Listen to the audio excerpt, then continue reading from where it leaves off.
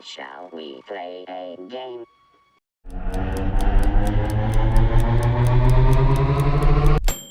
Hello everyone and welcome back to Vintage Gaming Memories. Can you believe it? This is the third installment of the series called Flashback 40 with Antics and Analogs. Just a quick reminder as to what these monthly Flashback 40s with the Antics and Analogs is all about. Basically every month I will open up my Antic and Analog magazines and go back to 40 years ago to the month or issue month on that magazine. From there, I page through both magazines and I pull out details that seem interesting along the way. I'll also type a program or two from the magazines and run it for you. And that's pretty much it. It's pretty basic, but it's always good to go back in time and see some things that you might have missed. Also, I'll try to extend my streak to 3, where I've been able to find at least one person mentioned in one of these monthly magazines from 40 years ago. In the October 1983 video I created, I connected with Andrei Persitsky. 40 years ago, he was the 12-year-old programmer of a game I typed in the video. He also visited the channel and left a comment, which was really nice of him. And then in last month's November video, I was able to connect with Gerald Madden, who was a reader of Antic, and he had a question published in that issue. It was a question about how does one start a BBS, otherwise known as a bulletin board system. In my conversation with Gerald, I'm happy to say I found out that he was successful in getting his BBS up and running and being a sysop for a while. So I can't wait to see who I can connect with from one of these magazines for this month. In this third video from the series, we are looking at Antic Volume 2, number 9, from December 1983.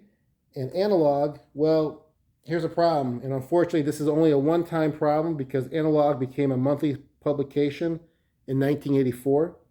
But since we are still covering the last month of 1983, Analog did not have a dedicated issue for just December. It was shared with November, which I covered in last month's Flashback 40 with Antics and Analogs. Just so we don't cheat out December for Analog, I'll find some things that I didn't cover last month to talk about, and then we can say we covered December for Analog. So let's start with the Antic magazine from December 1983. And let's just take a good look at this. So, you know, it is the holiday season, so I love the colors on this. The embossed Fuji you could see throughout the background. That looks great. And of course, the colorful bow on the present with computer cables used as a ribbon to make the bow. That's a perfect touch. Definitely capturing the holiday theme. And most importantly here, we've got a little indication of what you're going to find. It's the buyer's guide. Perfect timing for the holidays. Let's see what we have here.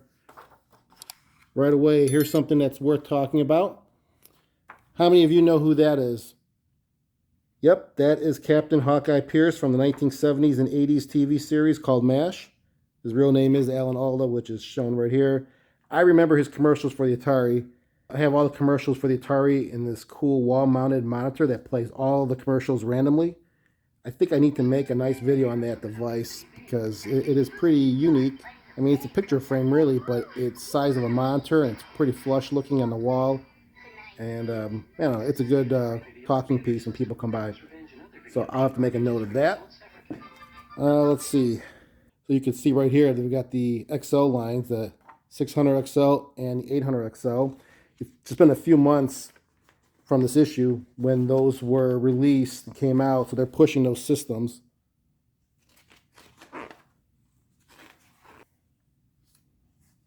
Oh, look at this. They're here. Oh, wait. I'm guessing this has to be said as They're here. Since this is probably in reference to the movie Poltergeist that came out a year prior to this issue. I think June of 1982. So this is a nice 2-page ad for River Raid and Kaboom. I really do like River Raid. And just a little tidbit to go with this ad, which is mentioned right here, Carol Shaw. So Carol Shaw is one of the first female game designers and programmers in the industry back then. And she's best known for her creation and work with this game, River Raid. And if you get a chance, definitely do a search on her and you'll find some great reading about her accomplishments and also her famous husband, Ralph Merkle. He is one of the inventors of the cryptographic system that we know as public key distribution. And he also has been credited with the cryptographic hashing design. So very intellectual couple those two are. So here we are with one of my favorite sections called I/O board. This is where readers ask questions or share information with others. What caught my eye is this write-up from 15-year-old Dean K. Beers Jr., who loves his Atari 400. He shares the short program that will aid in auto line numbering your program. It's only a dozen lines. We should try this out. So let's give it a go with the program and see how it works.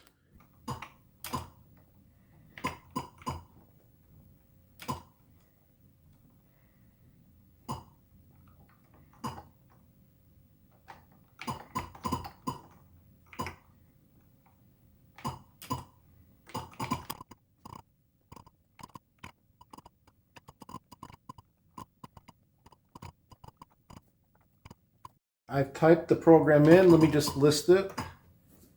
Here it is. Let's just run it. So what you can see here, it's starting at line 20 and it's already putting a line number in for me. Let's just put, I'm going to put a rem statement. Hit enter.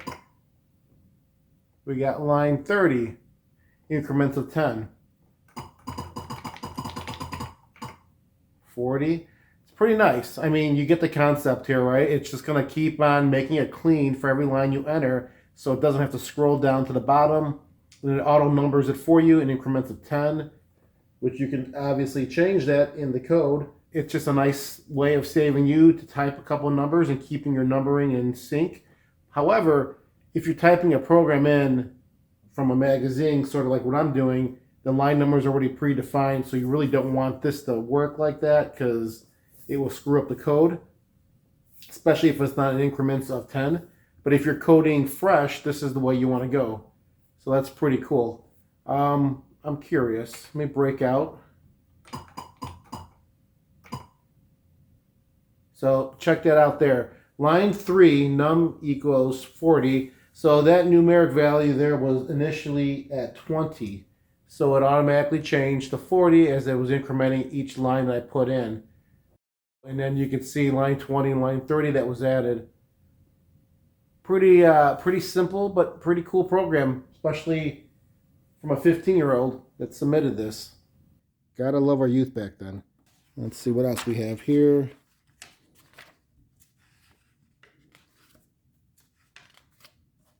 Snowflakes by Jerry O'Neill. I mean, come on. This is December. It's the holidays.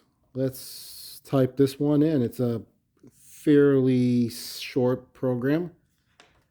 I can handle that. Let's give this a go and see how it looks.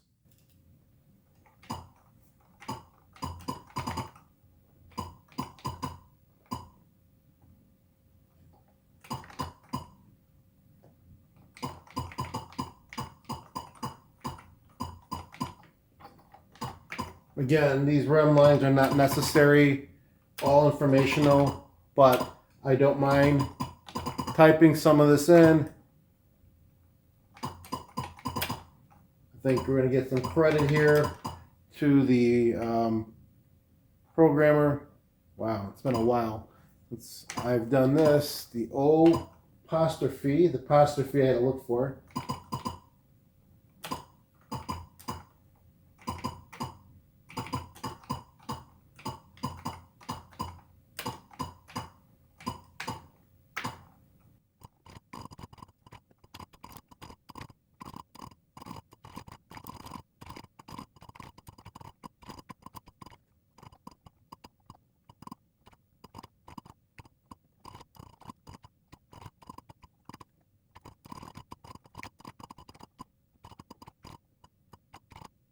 Okay, my last line here. Let's list this out. Wasn't too bad. Let's run this. And again, this is Snowflakes by Jerry O'Neill. Each snowflake is different. Press start. After each is done, the buzzer sounds. Press start for another snowflake. Press start now.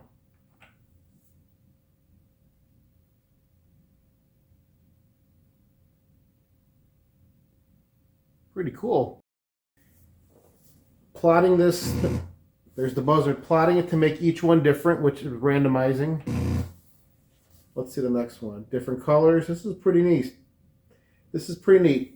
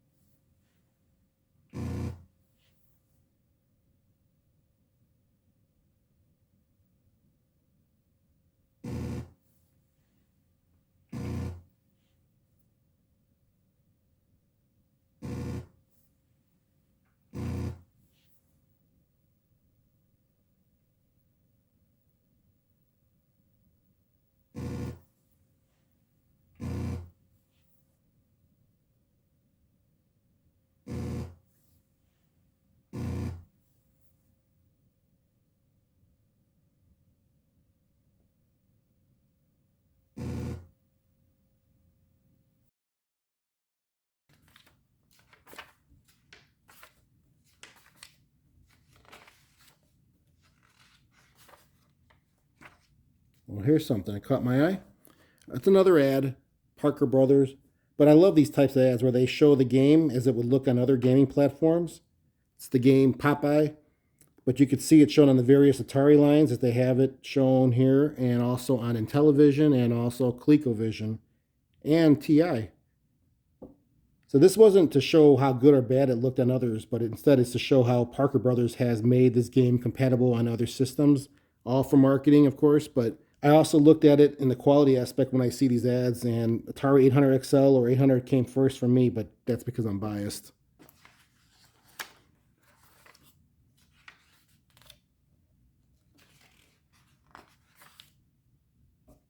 Holiday greetings. So this is a short program, and this says that it will make a computerized Christmas card, which I think I remember typing this when I got this issue back in the 80s. It's, like I said, relatively short, so let's type this in and relive it.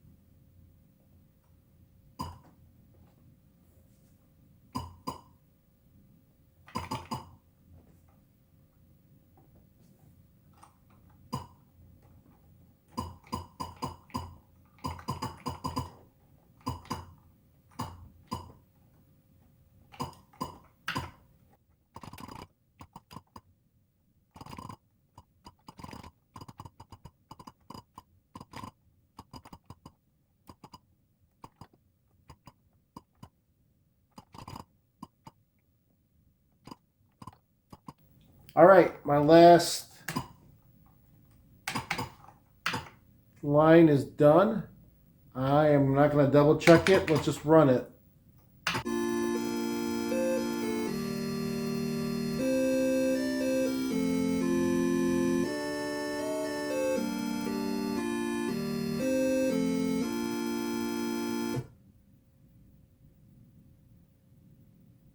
All right, well, that is my holiday greeting card to you. That was simple. I saved a lot of money in postage.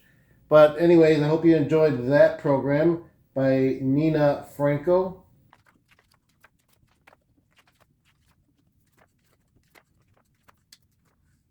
Okay. Check this out. It's the Astra 1620 double density double disk drive. Definitely a space saver with its size and the cable, so you don't have to have two, I guess, 1050s or even 810 drives together, taking up a lot of space on your desk. I'm starting a collection of Atari 8-bit drives, and I think I may need to find me one of these to add. But yeah, that looks pretty cool. $600 back then. All right, oh, and here we go. the buyer's guide. So we begin. I love how they show on this first page here the XL line of computers, the 600, the 800, and then you have the 1450 and the 1400, which were a dream if they only were available. Let's see. Oh, speaking about drives, here are some drives and modems. There's the Astra I mentioned, the Reina, the 1050 talks about, the GT, the Indus GT drive, Percom modems. Let's see, what else? Again, this is a buyer's guide, so it's their way of giving ideas of products that are hot for gift giving to others or for even for yourself during the holiday season. And like they have a variety of things, as you can tell. Here are surge protectors. Qualipad. I just did a video on that one. You can click on the top right to take a look at that. That was a pretty interesting video I just finished. And look, we have here printers. For information on printers, consult our January 1984 issue. Extensive coverage will be provided there. So there is a big section of printers that they reviewed in the next issue. So we'll look at that next month. Well, here are the books and software items. And I'm eyeing on Mr. Cool over here, which is the Cubert-like game. Let's see what else they have. Oh, I see Final Flight. I remember seeing this game back in the day. I'm sure I played it. It's basically a flight simulator game focused on the landing aspect. And you're flying a small plane. It says a Cessna. And yeah, it looks like just pretty much the landing part of it. We'll have to take a look at that and see if I can give you a little demo here.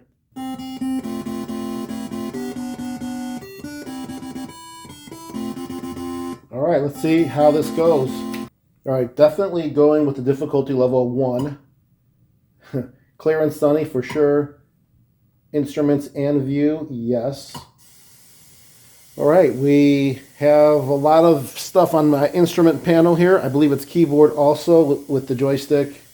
Let me see. B is brakes. F is flaps. Yep, leave them up. Let me see if I can get lower. I'm at 5200, speed at 72. Increase my speed and I will drop 48, 47. I'm going 80 miles an hour.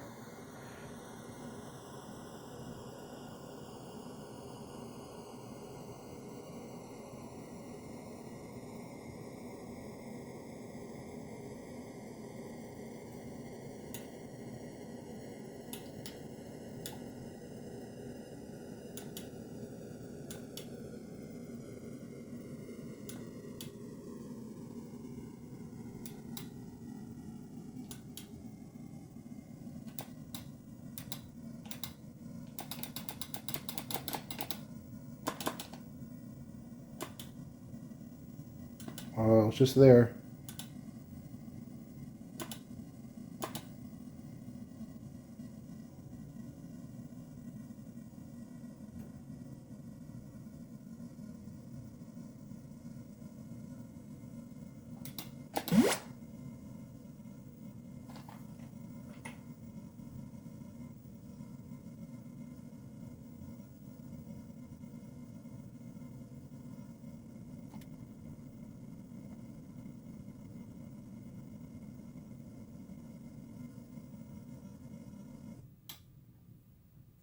Well, that was not easy. Well, I guess it was. It was my first try. Let's try that one more time. That was kind of fun, but let's go foggy and dismal. Oh, yeah. Okay, we'll increase the speed.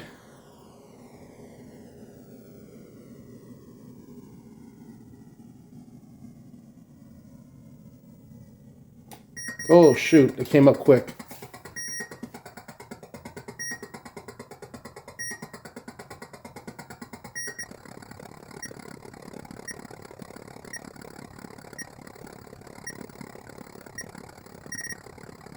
Pretty sad, but I wouldn't say it's an easy game, even though I was successful my first try. That was beginner's luck for sure. I think obviously with the difficulty levels you have, this game could be pretty challenging. But anyways, that's a quick look at this game called Final Flight. First one that catches my eye is Galahad and the Holy Grail by Epyx. I did own this back in the 80s and I loved it. Trying to get my hands on a mint copy these days, but it's been not easy to find one. And I'm talking one in the box, like a diskette version of it. And for those of you who may not be familiar with this game, it's very much like the game Adventure. So when you move off the screen, a new play area will appear for you to get through. There's obstacles like spiders, bats, and knights that you have to avoid along your quest for the Holy Grail. Very cool game. Oh, and I was just covering up another one that was pretty neat here, Castle Wolfenstein. Now, I played many hours on this one. Now, some of you may think it's just like the first-person perspective version from the 90s, and that's a big no. But it was the beginning. So you are an escaped prisoner from the Nazis, and you're trying to get out of the castle. And each screen has a room with items or objectives to achieve. I remember there was a brief sound of the guards, which was somewhat garbled, but it did sound like they were speaking in German. It was a really good game. Many hours of fun with this.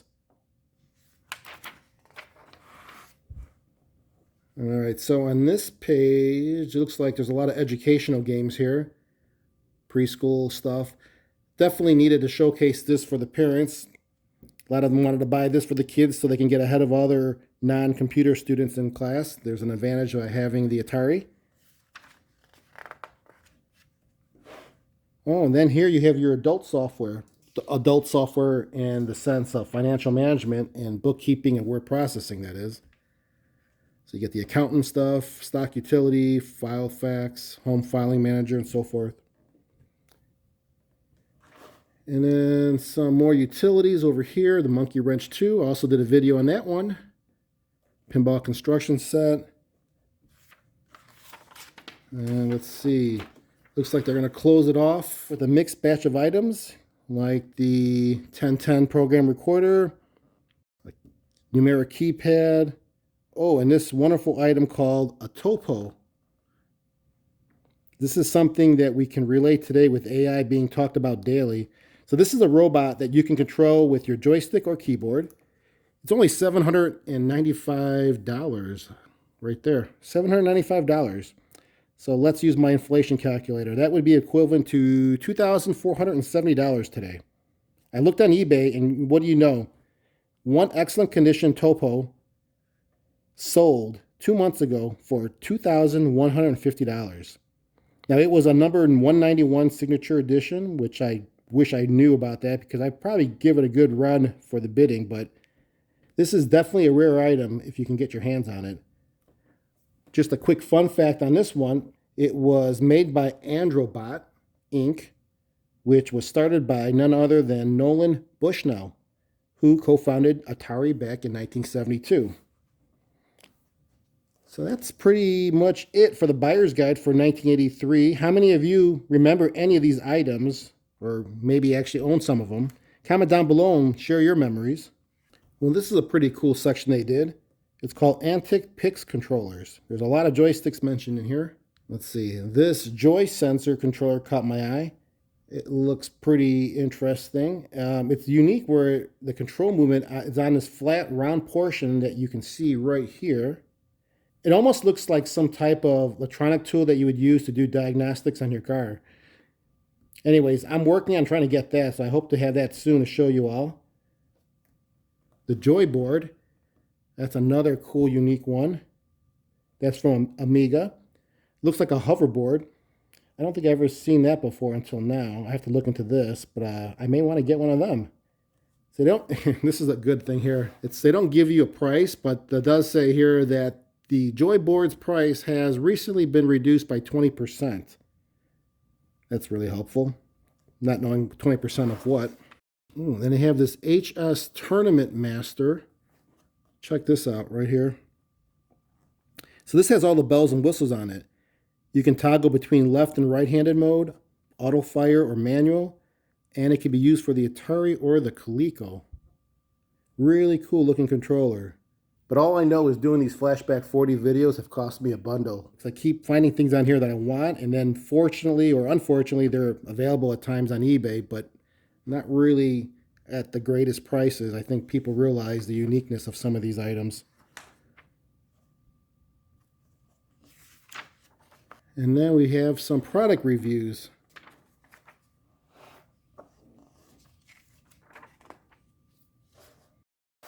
Okay, what about this? The Best of ACE #1. So ACE is an acronym for the Atari Computer Enthusiasts, which is a user group based in Oregon. They put together a compilation of their games and utilities that they had in their 1983 newsletters. I'd like to see what they had since it was good enough to showcase in Antics product reviews. They do list the best games and utilities in that diskette, but visuals are so much better than words. Let's see here. Some of the best games on diskette that they call out are Crickets, which is a Frogger type game, but instead you control a cricket. Then there's Wild West, which is modeled after Kaboom.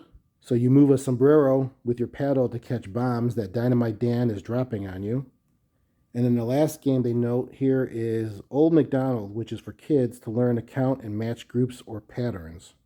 Okay, maybe I'm not that interested in seeing this. No offense to Ace, but those 3 games selected in this review didn't sound that original. So on that note, I think we're at the end of this issue. Not many games to type in as I would have thought. A lot of reviews and marketing of Atari products, which was good. So now let's take a look and see what Analog has to offer. All right, this is Analog magazine from November/December 1983. It's issue number 14. And as I mentioned in the beginning of this video, I did cover this issue last month for November, so I'll just touch on a few things I didn't talk about. Let's jump right in. So here's an interesting call out. Analog magazine is soliciting their readers, asking if anyone has a desire to type out reviews or articles about Atari home computers. So basically, share your knowledge and get paid. Not a bad deal.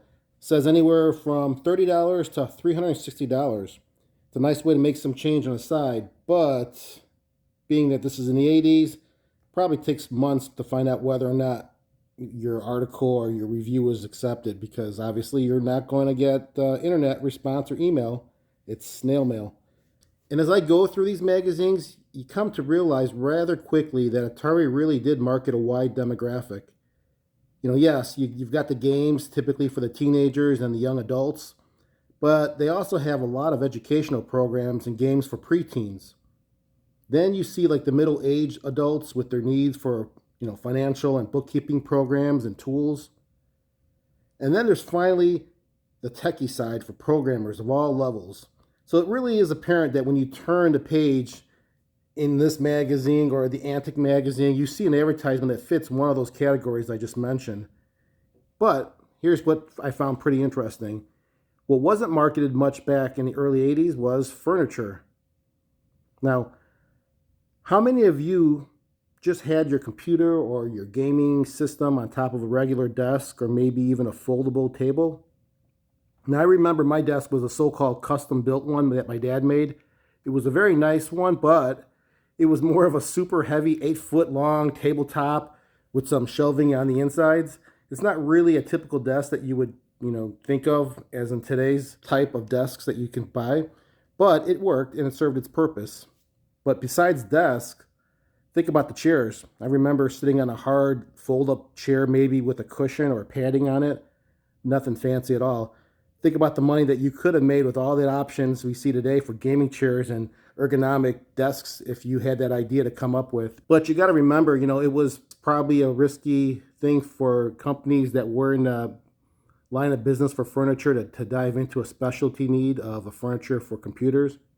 But obviously today's world, you could see it everywhere. As I continue to look through all these pages, I found a lot of interesting things, but I already covered them last month. Oh, wait, hey, here's one. Check this game. It's called Beat the Beatles. I think I can give you a demo on this one. Let's see. Okay, here is Beat the Beatles version 1.1. 1982, 83, interactive software. There's clues. All right, press start. Let's see how this goes. I'm guessing it's all keyboard. Level 1, 2, 3, 4. Definitely level 1. Clue. Do you want instructions? No. Okay. Screens 1 through 26. Famous people's names. Oh, that went quick. The very first Beatle.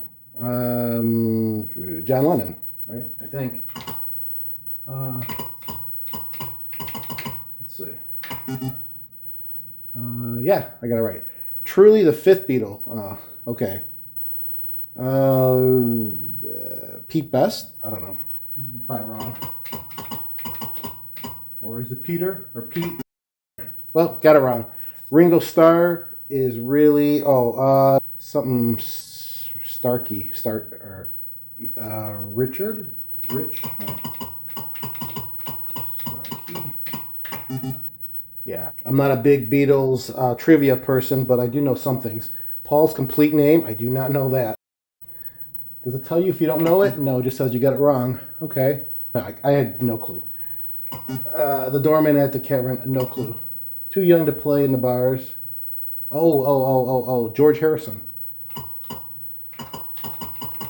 He was the young one. Yeah, I got that right. The girl from the beginning, no clue. The first American promoter, no clue.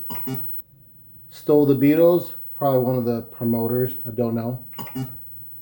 Paul's fiance, okay, so you get the hang of it. If you know the Beatles, you can really do well. If not, you could be like me, getting 3 right out of, 11?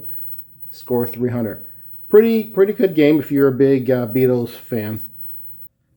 All right, now here's an interesting ad. It's for Epyx games. What's being offered are 5 new Epyx games on disc for $2.50.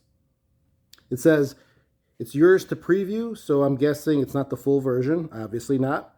And it also says that if you end up buying any one of those games from a retailer, Epyx will refund your $2.50 and you get to keep the diskette. What a great deal. Have any of you done one of those back then? Because I remember seeing it from other companies that were offering stuff like that, just a kind of a teaser of sorts. Let's see what 5 games they were marketing. All right, Pitstop, Gateway to Apshai. Oh, look, I found a typo. It should be SH and not HS, but who am I to judge? Anyways, the other 3 games are Jumpman Jr., Seawolf II, and Gunfight. Here's a preview of each, just to refresh your memories. Okay, here is one of the 5 games, Pitstop, just to reminisce a little bit. Number of drivers, 1. Number of laps, 3. Rookie, single, Monaco.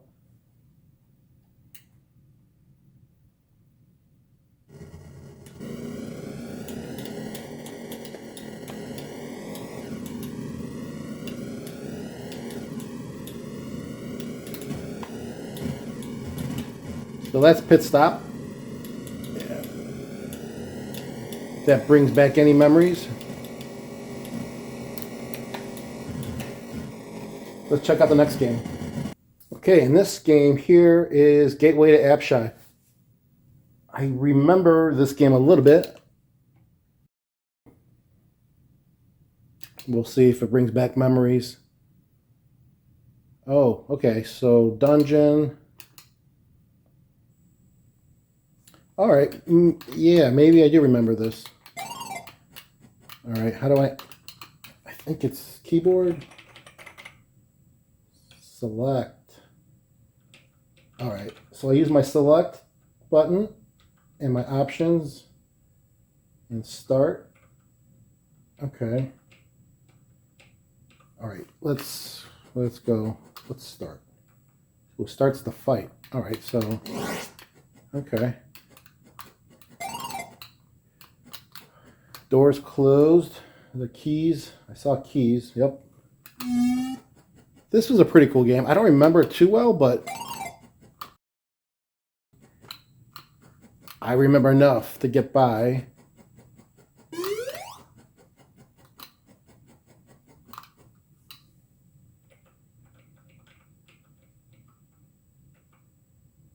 Wait. What am I doing? I want to fight, actually. Let's see if I can find something. Oh, there it is.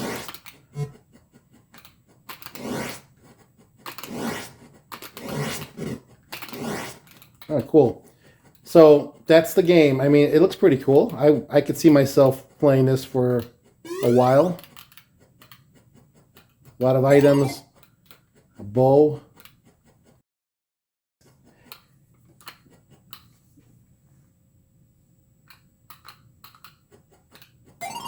All right, so that's the gateway to Apshai. Let's look at the next game.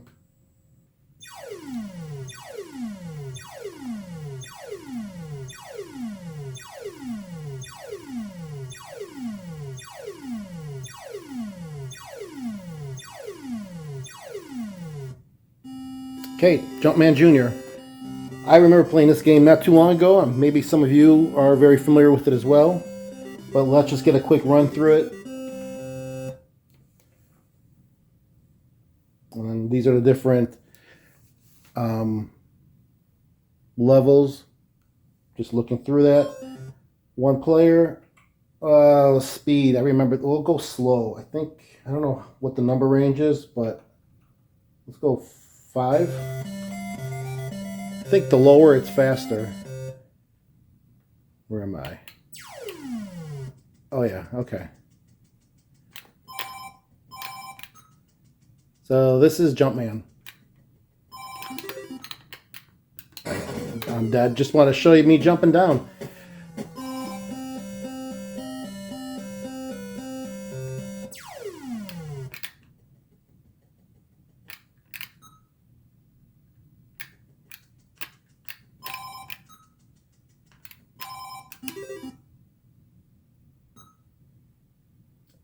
Objective is to get all of those items, and you have bonus time that's going down, so you really want to clear the screen as quickly as you can and avoid the bullets, which can go down on you as well.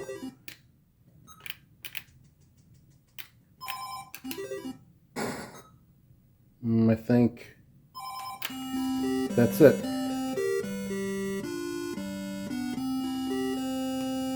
All right, next game.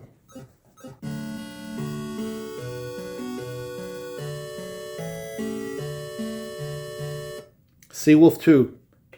Let's see how I do. Okay, I do have to time this better.